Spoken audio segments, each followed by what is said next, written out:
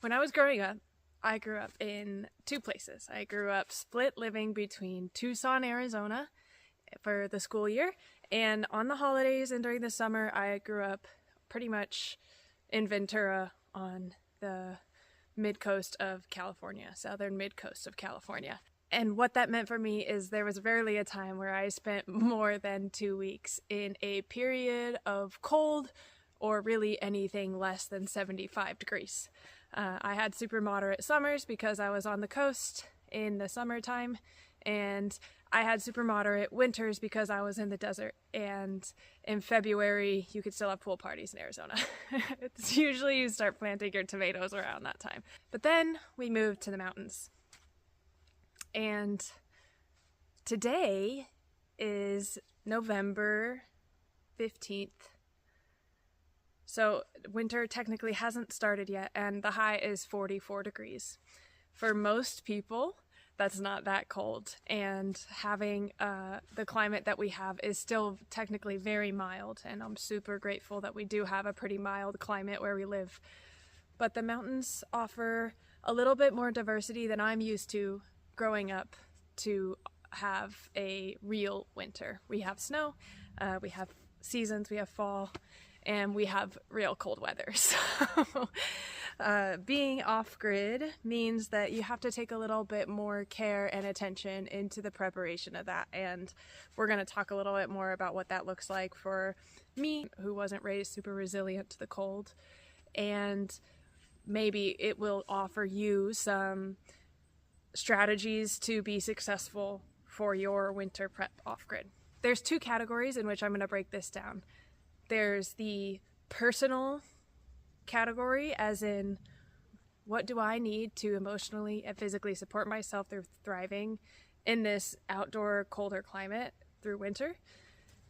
And then there is the literal physical, what do I need to survive? So environmental versus personal is kind of the two categories that I break down my winter thriving checklist into.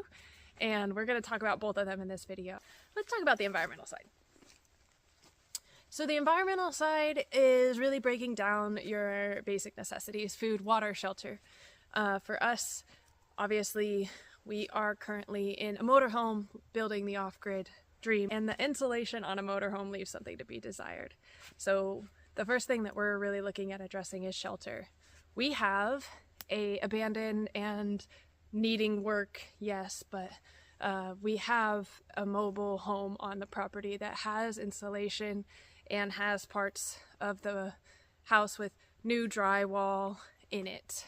It also has a wood burning stove. And for us, it's already been invaluable. So we've kind of taken the time to build out the mobile home enough to where we can sleep with the wood burning stove, and we're able to use the wood stove as a source of heat for ourselves, as a source of heat to cook food, as a source of heat to dry our clothes as we wash them. It's been the biggest blessing. I've been looking forward to having a wood stove for years, so that's been a great aspect. The game plan going forward with the mobile home is definitely to expand into the renovations of that. There's some issues with the siding that we need to address. We need to work out some of the issues with the drywall, and we need to tile off the area around the wood stove to keep it more heat safe. So we already have the tile and everything. It's just getting it all set up on that side. So water. Rainwater collection, what a blessing. We can definitely do that here, and that's really exciting. We have some gutters that we're getting set up right now. I'm just collecting through a tarp system in 5-gallon buckets while we get the rest of it set up. We have a pond on the property as well as a creek. If it came down to it, we could definitely use that water and purify it. And then in addition to that, we're still going to be using our well as needed. Basically, we haven't turned our well on in over 2 weeks because we've been able to fill the motorhome tank with water and use that. So the well's becoming not unnecessary, but it is becoming less used in the winter time feels like we go through less water too. So water is kind of one of those easy to address things here in the winter time. I'm really excited to get more rainwater collection set up. We have a 500-gallon tank next to a shed that we're just going to attach some gutters to and get that all set up for rainwater collection, as well as collecting off the workshop that we built. So those gutters are going to go up soon as well, and we'll be able to harness that wonderful water and purify it as needed.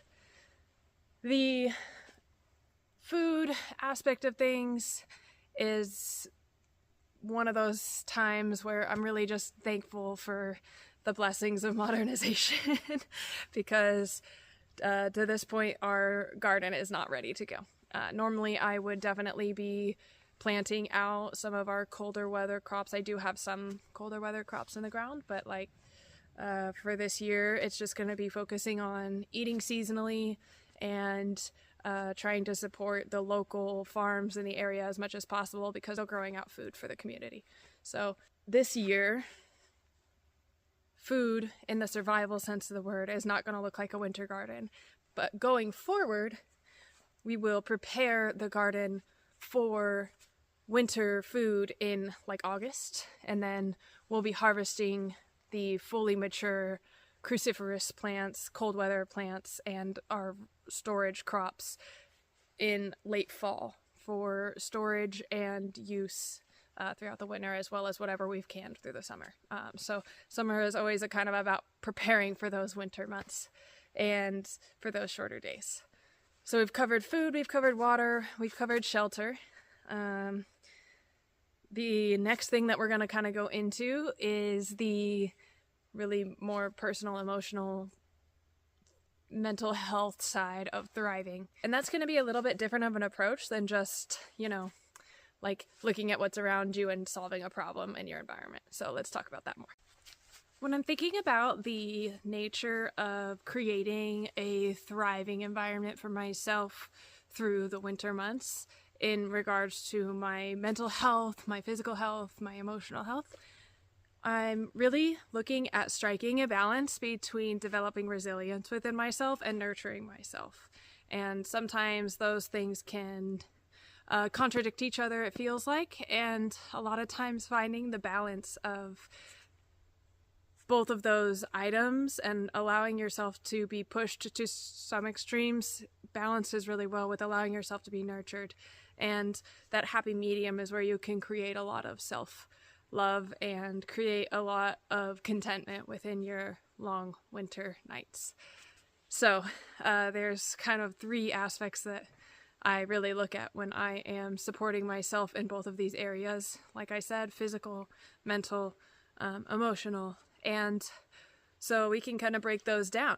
Physical health, it really leans into those more environmental-based factors that we were talking about earlier in regards to survival. But with physical health, when you're looking at your own body and looking at how you can support yourself fully, taking the next step in creating a level of resilience within your own body is really important. So by exposing yourself to certain levels of cold, Wim Hof's ice bath method or cold water bath method is a really good example of how exposing yourself to cold can allow your body in general to maintain its own temperature better. And so for me, instead of going into an ice bath and then creating comfort everywhere else, what I tend to do is allow myself to be exposed to the environment for certain periods of time before I go back into comfort of the shelter that I have created. Sometimes that means spending time outside in the cold when I'm freezing outside, and then using the deep breathing exercises that Wim Hof talks about through that process where my body is cold, but my mind is calm, and I'm allowing my breath to release any survival-based fear that can come from experiencing cold. And that's really developed a level of resilience in my body over the years through the winter, knowing that being cold isn't the end of the world. And sometimes you have to actually just train your body to acknowledge that truth. The other thing with physical health through the winter is physical exercise. With the long nights, it's really easy to find yourself in a place of rest. And I'm a firm believer in honoring your circadian rhythm, and I do sleep more in the winter for sure. And that's okay, but it doesn't need to be the end all be all. Really being intentional about making time for physical exercise throughout the winter has been the biggest game changer for me as far as being able to maintain my own core temperature, but also to maintain my mental health. Yeah, just taking the time to really embrace that your body can physically do whatever you need it to do through the winter as well, and allow yourself movement through the winter, because increasing your blood flow through your body is really important to maintain the detoxification of all of your systems. It also helps regulate your internal body temperature throughout the day, especially if you exercise in the morning. And it releases those endorphins through your body so that you can maintain a level of joy that you wouldn't otherwise be able to have through the winter. The last aspect that I really think about with physical health is the nutrition that I'm consuming. Nutrition is a big topic, and what I can really just say about nutrition fully at the end of the day is that you know what you need. And humans at a certain level have developed a wonderful relationship with the planet that has given us the ability to take what we need from Earth when we need it and look at what's being provided and allow ourselves to thrive on those things in those time frames. So nutrition, when I'm looking at that through the winter, I'm looking at really high vitamin C content. We consume a ton of oranges and a ton of lemon juice. Like hot lemon water with honey is like a nightly ritual for us. The other thing that I would note is that specifically limes are a cooling citrus. So if you are finding yourself cold more often and you put limes in your water, maybe aim towards putting lemons in your water for a little while and see if that helps. The other thing that I'm looking at for nutrition through the winter that I'm seeing around me is cold weather crops, cruciferous dense greens, as well as things like cabbage, root crops, really rich, nutrient-dense sweet potatoes with the skins on, beets, radishes, turnips, things that thrive in the cooler weather that are storing all this energy for us. Carrots is a big one too. Carrots store all that energy for us, and we get to enjoy them because we've learned how the life cycle of a carrot works, and we get to honor that process. So when I'm outside in the winter, I've got all of these really nice foods storing those energy in my body and creating a sense of warmth within me. The herbs that I am using in this time of year are really important as well.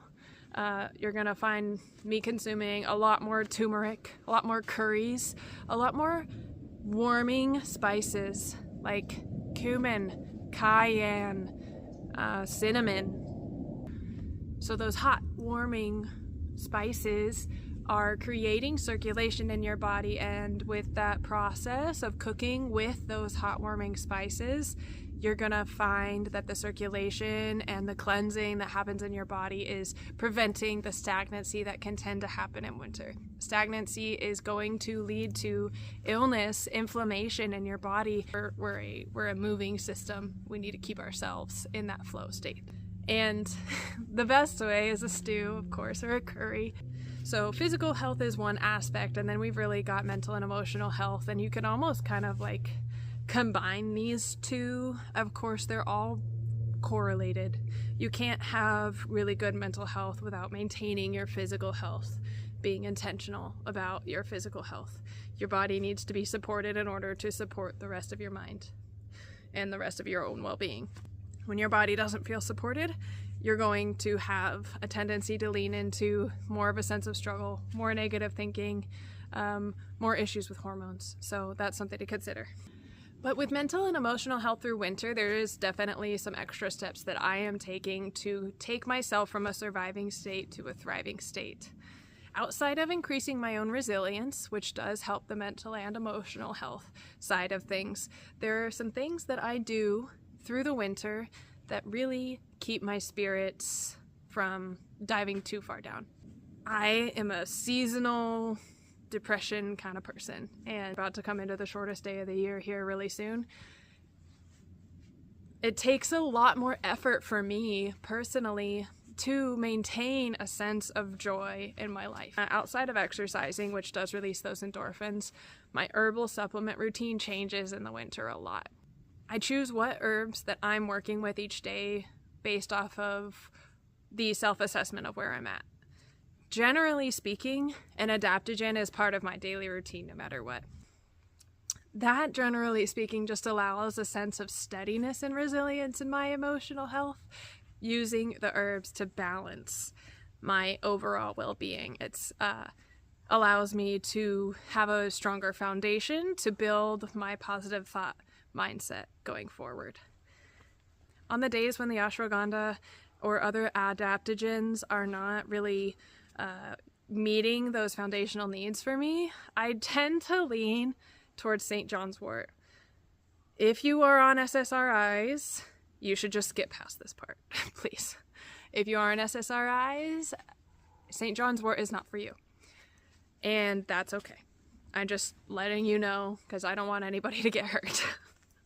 But when I am having one of those days, very specifically, when I feel really defeated and when I feel like there's not a light at the end of the tunnel, or like I have no reason to like get out of bed or something like that, when like it's a really depressive state of dark, St. John's wort is like one of those, like a hug in an herb and a hug in a cup of tea or something like that. So it really does use the energy of the plant to uplift your well-being. Other things that could be helpful that I have found helpful in the past when I don't have St. John's wort, lemon balm.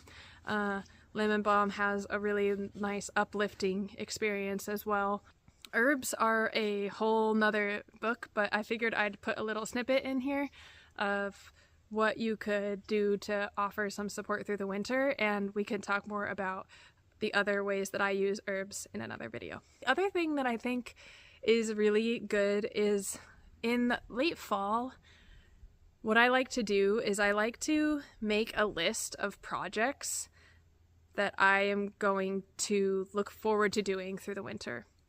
And this really helps me find a sense of purpose as we move through days where the nights are longer and you feel like you can't get as much done and you don't know what to do with yourself and you are stuck scrolling on social media because you don't know what else to do with your time.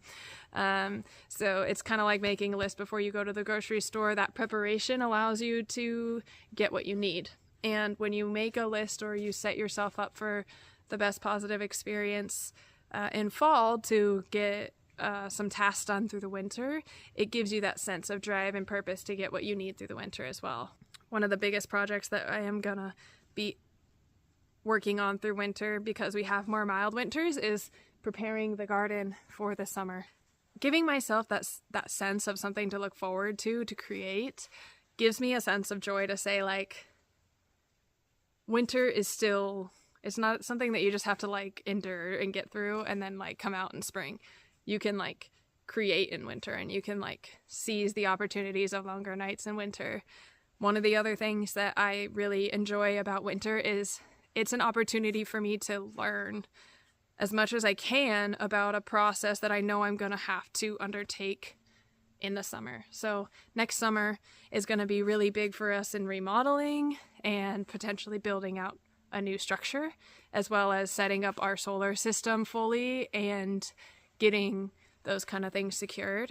And with that process, there's a lot that I don't know. So I get to use this time when I have the opportunity to read and I have access to all this information via wonderful internet to expand my knowledge and get really secure in my understanding and answer any questions that come up as I'm learning. so that when I hit the situation and I am going into those projects, I'm ready to go and they go more smoothly. Set yourself up in winter for creating. On the countering side of that, allow yourself to rest more in winter. Before we lived out here, I was really good at working really hard and not giving my body the space and time that it needed to rest and thrive. Our circadian rhythm is triggered by the sun. We are going to sleep more in the winter, and it's okay. You're not wrong to do it, and you're not less of a person because of it. And even if I'm just telling myself that, I think I'm probably not the only one who gets those feelings of insecurity when I sleep more in the winter. Forgive yourself and love yourself enough to just get some sleep. If you are not feeling well, if you're in your mental state and these herbs that I'm talking about also aren't working, they're not going to work if you're not giving yourself enough sleep. So regardless of all of the nitty-gritty details that come from finding ways to support yourself through winter or summer for that matter, the big picture matter of the fact is that this life is for our enjoyment. And it's easier to enjoy yourself when you know how to support yourself. But if you're not enjoying the process of the life that you've created, then look at new ways. Look at a different way of living. Try something else. It could be small. It could be small adjustments that really allow you to feel the enjoyment of this life. It could be big things that allow you to feel the enjoyment of this life. Just choose to incorporate anything that allows you to continue to remember that this life is for enjoyment. Because I don't care how warm you are, if you're not happy, it doesn't matter. Like, you don't really want to be here anyway. You'd rather freeze to death. Everything that I'm talking about right here doesn't matter if you're not feeling joy. And everybody is unique in how they get to experience joy in this life. And I will say it again and again, the world needs your joy. The world needs your joy more than anything else. We need the diversity of joy in this life. And choosing joy is an act of courage in the system that we're in. Because it is choosing to find something within yourself, regardless of your environment, that brings more of it into the collective environment. If you get nothing from this video, if nothing of this helps you, and you can find a way to choose joy, even if it's just a simple reminder that it's possible, start there. That's what we want. We want to create a world where we can collectively experience joy within ourselves, celebrate the joy that others are experiencing as they share it with us, and feel free to share that joy that we have, regardless of the environment that's around us, because joy creates joy. Whatever I missed, tell me in the comments. Tell me the things that you do in the wintertime that keep you joyful. Tell me the things that you do in the wintertime to support your immune system. Tell me your favorite part about winter. That's what I want to hear. And we're going to get through this winter together.